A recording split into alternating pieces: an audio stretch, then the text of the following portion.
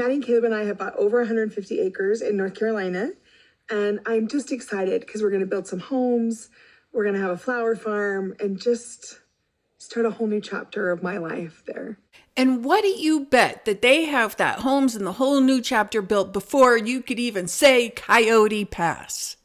Hi, my name is Lee with Lesbian Speaking, and I'm bringing to you Sister Wives, Season 19, Episode 20.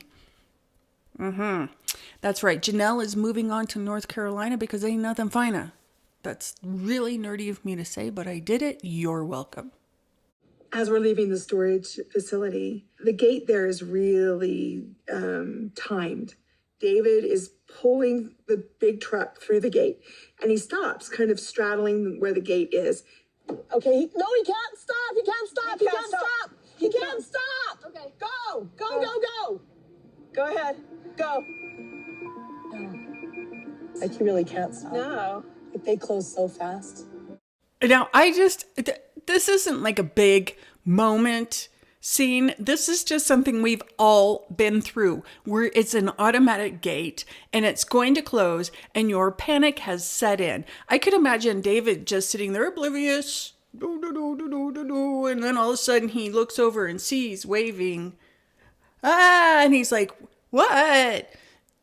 But he's too calm to be upset about it. He's like, oh yeah, cool, I'll move, whatever. We've made the reference several times about Thelma and Louise, Janelle. We have. We haven't killed anybody or anything like that. We're not robbing anything like that. Maybe yet. Who knows? I don't know. But it does feel like we're going on an adventure and going on with our lives and, girl power, woman power. I love that. I love that David and Christine are going on the road with Janelle to help her in her new transition in life, because this shows what a team they are. The three of them together, that they are making up more of a polygamous relationship than even polygamists were, because Cody couldn't do this. Cody couldn't just let them be and accept them as they were. No, he had to have all of these little stipulations and this and that, like don't eat nachos on the road. Like, David's like, nachos? Stop for nachos? We're going to stop for nachos. I don't know how to explain this. It was never intended for me to know that Janelle was moving. One of my children, at their admission, slipped up and told me, and then said, please don't repeat that or pretend you never heard it. Okay, so here Cody is saying, one of my children told me that Janelle is moving and said, never repeat that to anybody. So naturally, what I'm going to do is go on national television and repeat it to everybody, because that sounds right. But Janelle probably didn't tell Cody that she was moving because, well, it's none of his damn business. If he cared what she was doing, he would have been consistently in her life while they were together. I hear about Christine falling in love and getting married and stuff like this, and I'm like going, well, good on Christine. Janelle was a different story. I always thought, I just felt like Janelle and I could have worked it out.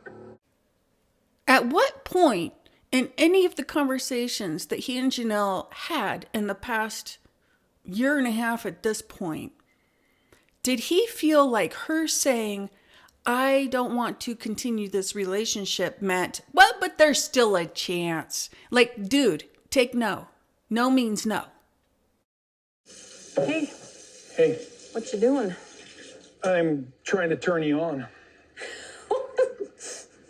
What, am I washing the dishes? Yeah, I know what it does to you. Is that all right? Sure. Sure. You're really turning me on, Cody. I just love it when you do such things with your hands. Yeah. Like, I feel like Cody's trying super hard now that he only has one wife to be super flirtatious in a way that he hasn't before, because he may have felt stifled in doing that, which great. Good for him to be able to express that. But he's doing it in a way where I think Robin is a little bit uncomfortable. Speaking of uncomfortable, let's talk about the situation that they continue to have with, an adult daughter. And I really feel like I've found a place that like fosters a really good environment for me to like grow closer to God. And I wanted to talk to you guys about getting baptized. Into that church. Not into the church. Well, I mean, like, isn't that what it is? Like, or how do you feel about that? Now, this, first off, when she says, keep me closer to God, well, get closer to God, I don't know what it, I thought of that song. I did. And it doesn't mean that. No. So let me get into this. The baptism thing. I didn't understand that you get baptized multiple times in your life, depending on if you switch churches. I didn't know that was a thing. I didn't know. But now I'm learning, I guess, that people do that. But they are making such a big deal about a 22-year-old deciding that she wants to go to a church and get baptized. And their answer should be, well, you're a grown-ass adult. You do what you want. But instead, it's met with all this, well, wait a minute. Let's talk about this now. Okay, I came from a church where it's like, you're getting baptized, you're joining the religion. I'm wondering, Aurora, are you committing your life to God, or are you committing your life to a church? I want to know. Okay. Again, I don't know the details about this whole baptism and what it means for this and what it means for that. But she should be committing herself to a religion other than AUB. Right? Because now Cody doesn't even believe it himself. He doesn't even see himself as a part of it anymore. So he should be happy that she's choosing to take another path besides one that he has now fallen into some sort of regret about. Yet he's making it sound like it's some horrible thing. I don't get it. Do you want your kids to celebrate God or not? Because this is what they're going to go through in order to do that outside of the AUB. Oh, baptism is a big step. That's a big commitment. Just has me a little concerned because it's so fast. Now, wait a minute. Robin is concerned it's so fast to get baptized into a church. But remember when the other kids decided to quickly get married and she was all celebrating that. So apparently, Robin thinks that being baptized into a religion is more of a commitment than being married to a partner for the rest of your life. I'm not being baptized in that church to be a part of that church. It's not about the church. It's about me finding my steps in finding my relationship with God and me kind of going, this is what I want to do. This is what I found. So you see it as just you're making a commitment to God in Christ, that your life belongs to God in Christ. I see it that way. And that's how they present it, as this is a decision that you make for yourself and your life. Let's make this very clear. The fact that Cody and Robin jumped to, oh my gosh, you went to go see a church, they want to baptize you into that church, it must be a cult. That's because that's what their experience is. They're realizing that what they had signed up for may have been a little, beyond churchy, just a little bit. And they're thinking that all churches, therefore, probably will try to lure people in that way. Well, if you think that, then are you anti-religion? I don't know. It's hard for me to say where Cody and Robin are with all of this, and the way that they make it sound like churches are just preying on you, like preying upon you, and that religion is this thing that you're being forced into. It makes you wonder, how much does Robin really want polygamy again? Because she's making religion sound this way when her child wants to check it out.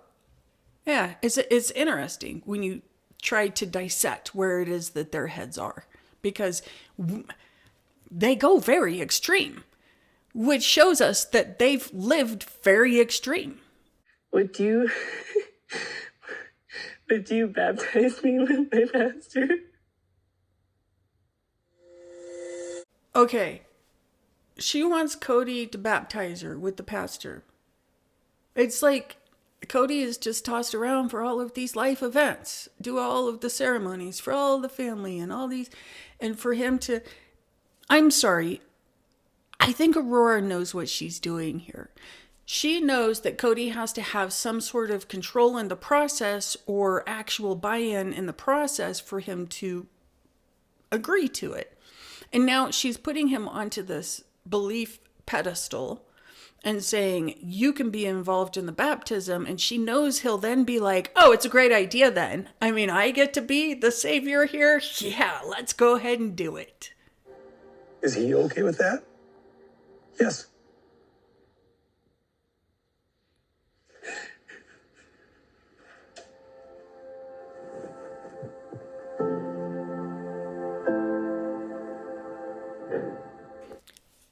And look at that love he gives her for her giving him what he wanted.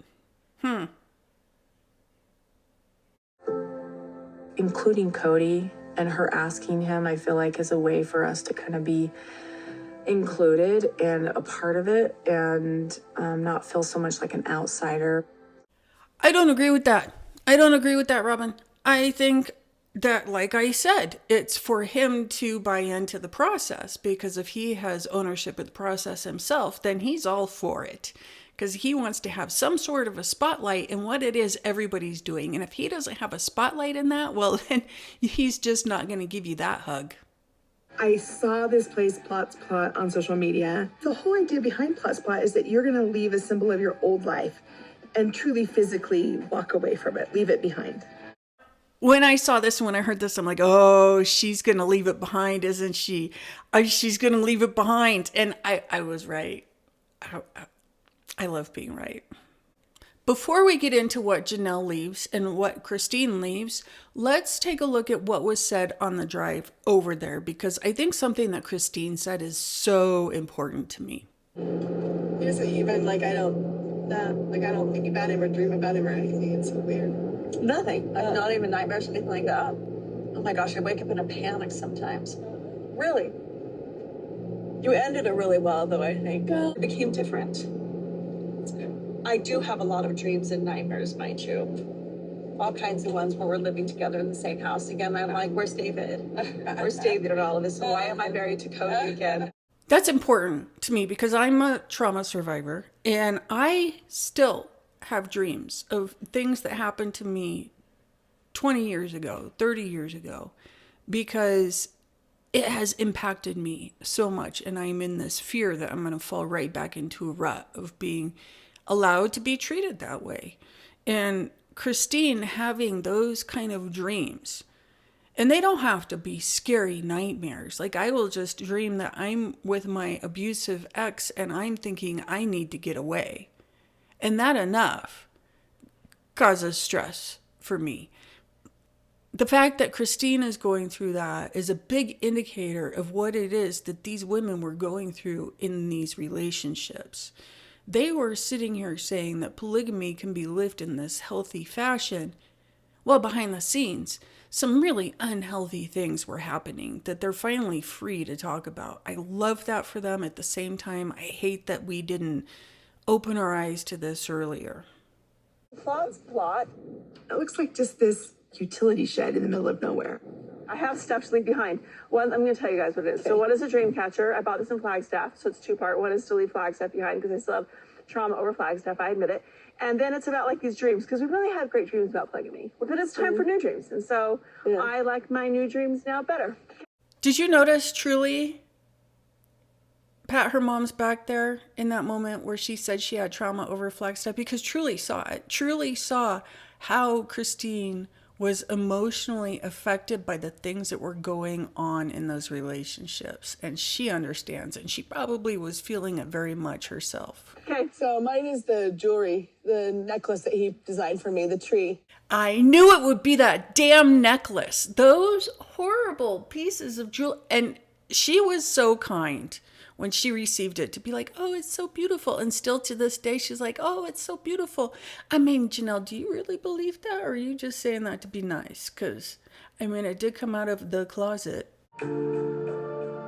this trip is somewhat symbolic, right? Because I'm leaving the place I've always lived. I'm going to somewhere so completely foreign.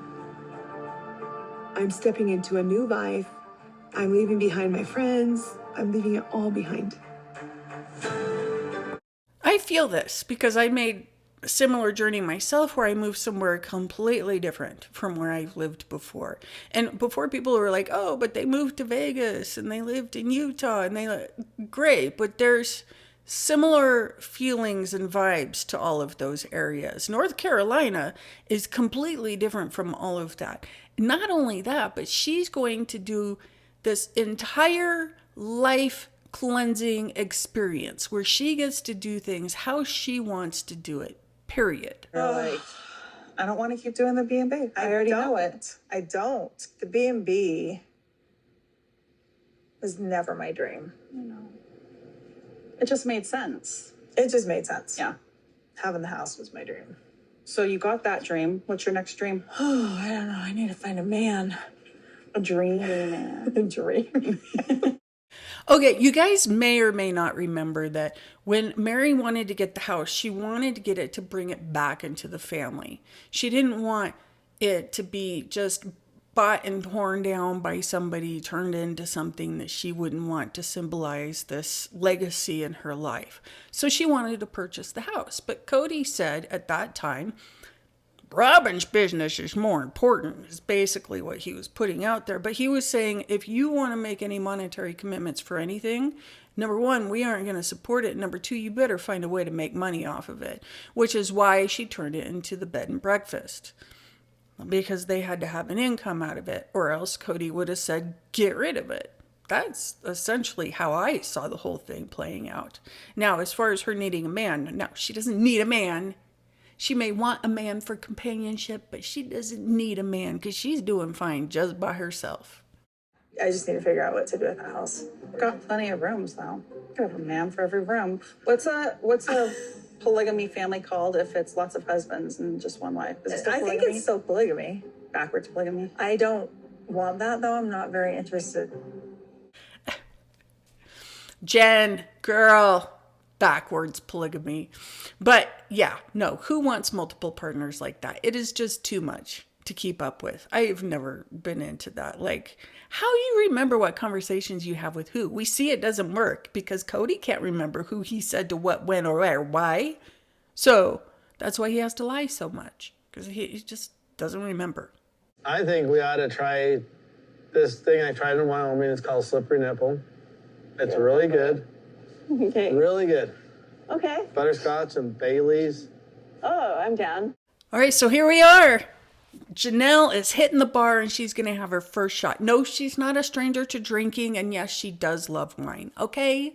So it's not that she doesn't drink, but shots, that she does not do. And David, he wants to be there for the first one. I'm sorry, but how do you not like David? Everybody loves David.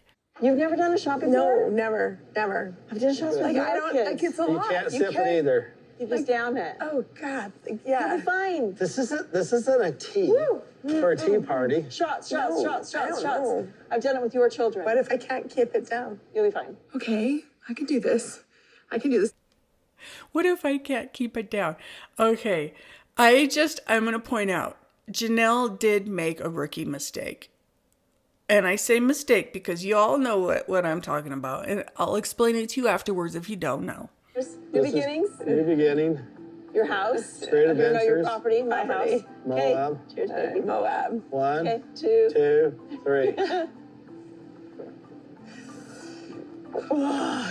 Ooh. That's good, huh? Woo! That's not bad. That's an easy one. That's smooth. David's right. That was an easy shot to pick. It is sugar. It is sugar in a cup.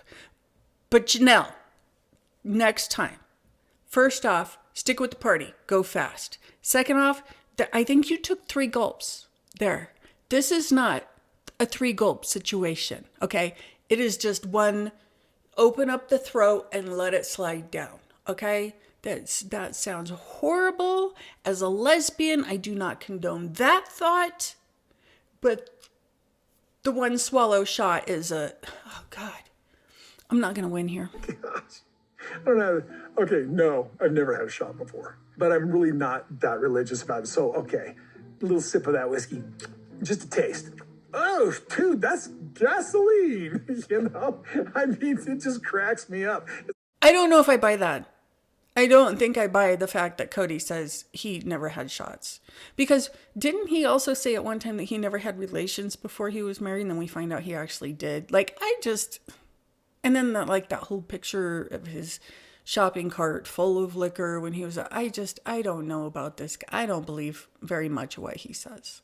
And then also Robin comes in and she's like, I've never been drunk before. Like, are we sure about that? She's, I never did. I don't do this. I don't do that. I'm just so innocent. I'm just so innocent. Like, I don't believe it. You had this whole party time where you took this big road trip and you're like, I'm being such a bad girl. And yet you weren't taking shots and getting drunk.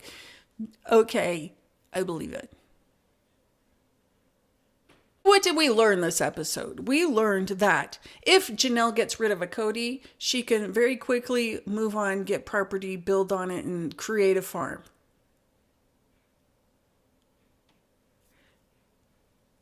And she could take shots.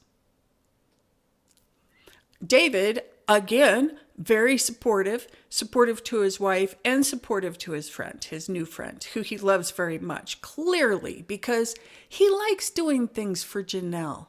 Like, he loves being around her. This is a beautiful friendship here. I love that. I'm kind of sad that they're going to be living all apart in different states, but they still have each other, and I love that.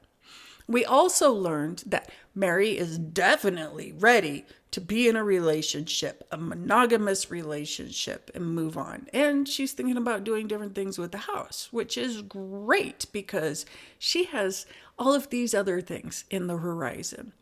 And we learn that Cody is also controlling the thoughts of his wife and his other kids. So we learn that. And that finishes this episode of Lesbian Speaking. Thank you for joining me here, Sister Wives. We're going to be taking a break from this show because there's like some mid-season break happening. But oh my gosh, it looks like the tell-all coming up is going to be just as boring as the others because Sookie's going to be there and allow Cody to say, I don't want to talk about that yet again. But watch out for more episodes of Lesbian Speaking YouTube. I will be covering more shows. Also, make sure to catch me on all of the other channels that I am on. Lesbian Speaking, so many kinds of places. And my Etsy shop, LS Online Finds. I also have an eBay of the same name. I have all kinds of goods for sale. I do a lot. I know. I keep busy. I got to go do stuff now, as a matter of fact. So thank you and have a great day, evening, morning, afternoon.